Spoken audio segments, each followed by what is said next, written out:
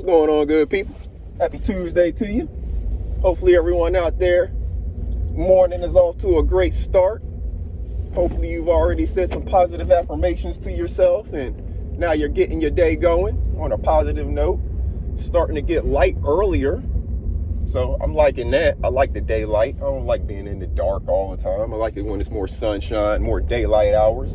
Time's going to be changing soon again. That means a lot of things to a lot of people. I made a video yesterday, and one of the words we were talking about was productivity or being productive. Were you productive yesterday? I was productive at work, but I do feel like I lost a lot of time wasted listening to the nonsense on these YouTube streets.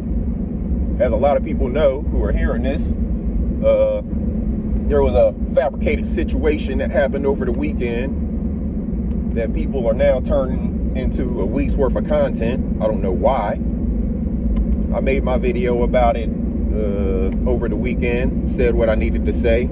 All three of the people involved were wrong in some way, shape, or form. But people are using it as an opportunity to take sides and, like I said, try to turn it into a week's worth of content over a fabricated situation. We all know that the situation was fake. Nothing was going to happen, and nothing did happen other than what should have happened. Nothing. I don't understand why anybody will be clamoring for anything more to have happened in that situation other than conversation. So, fabricated situation, people turning into a week worth of content, and I'm deciding not to participate. I listened yesterday, wasted brain cells listening to so many people's opinions about the situation. People now trying to make up new create new beefs or whatever off of the situation. It's just a bunch of nonsense from the beginning. And I'm not participating in that. I ain't trying to sit here and get mad with people about it or nothing. All three of them were wrong. They want to look at my little short 20-minute video. I summed up how all three of them were wrong. People have made hours and hours of content off of this nonsense. But moving on, talking about being productive, let's talk about being productive. If you listened to my video yesterday, I gave you some suggestions of things that you can do if we're going into this gardening season, right? So, did you take advantage of the opportunity yesterday to get to a garden center, farmer's market, something like that? The big box stores, if you have to. That'd be my last choice. Not saying that they don't have good stuff, but their prices may not be the same or as competitive. Their selection may not be as good. You know, you want to find some good organic stuff. So make sure that you're looking for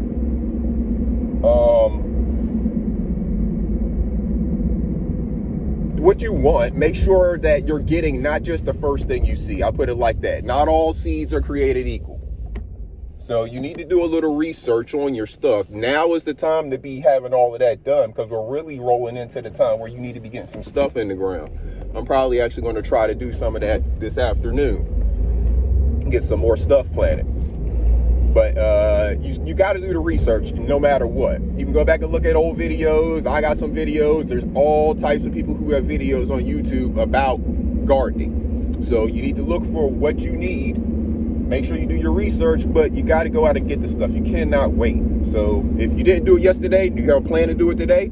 That was the suggestion. Either do it yesterday. If you weren't prepared to do it yesterday, have your sandwich or whatever it is that you want to eat for lunch, take it with you. When you're walking around a garden center or a farmer's market or a Home Depot, something like that, they don't care that you're eating. There's a lot of people in there on a lunch break. A lot of those construction workers and stuff you see in Home Depot, they're in there while they're eating, because they're not trying to waste too much time. You know, especially if it's the person that's running it or it's a small crew, you know, one-man show, something like that.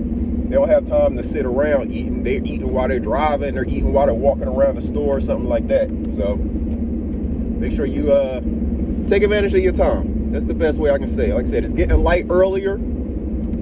Get your fuel moving. Because y'all know normally when I bring you all these videos, it's the same time frame. But now you can see me. Normally I'm in the dark the whole way. So take advantage of your time. Make sure you plan your day out. Make sure you prepare yourself for your day. And it's up to you whether or not you want to continue to indulge in the nonsense. I'm not going to tell you what to do on that situation, but I'm unplugging from that situation. I don't have any more brain time to use on that. So go out and get your garden stuff.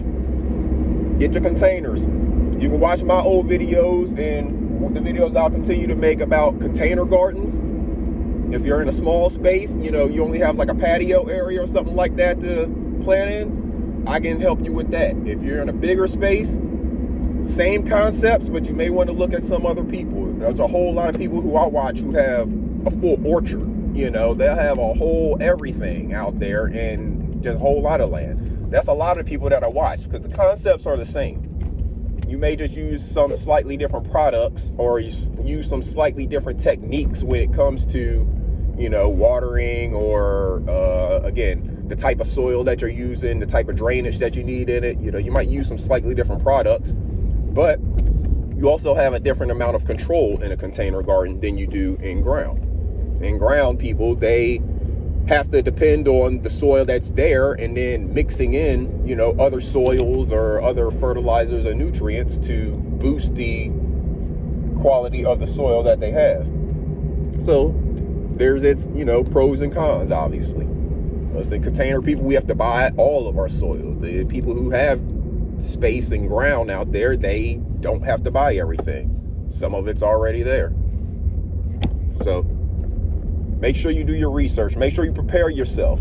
Make sure you know what it is that you need, how it is that you need to take care of it, and what to look for in terms of pests, diseases, things like that in your area. The good way to source the types of issues that you have in your area, talk to people in your area who are farmers. That's why I say go to the farmer's market or like a garden center. That's strictly what it is, a nursery, something like that. Going to places like that, you're going to run into people who do that type of stuff. They do gardening and farming in your area. So they can tell you just by looking at something, probably the species of plant it is, what kind of disease it is. If you see a disease on it, if you see some pests on it, they can probably tell you what they are and how to get rid of them. Whether you want to do it naturally or if you want to do it chemically.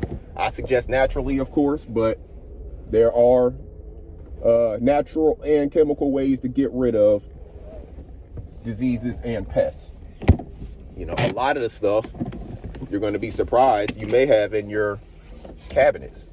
Like cinnamon, using cinnamon to get rid of certain things, stuff like that. Baking soda, cinnamon, eggshells as fertilizer, different stuff like that. So there's a research that you need to do.